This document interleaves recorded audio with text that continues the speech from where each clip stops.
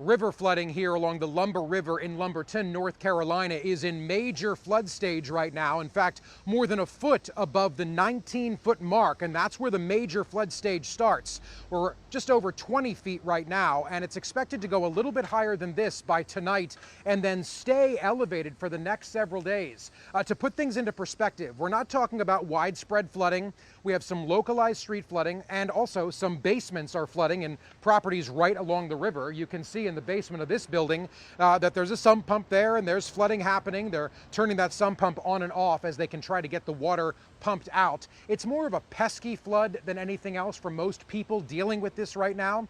And it's good to make the comparison between Matthew back in 2016 and Florence back in 2018. Florence got to 29 feet.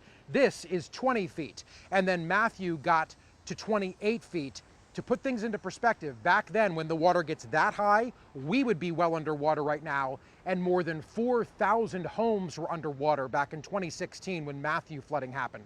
So we're not comparing like with like, a very different situation, but still, when it's all said and done, and this hits its crest later today, this will put it in the top 5 floods in history here in Lumberton, North Carolina.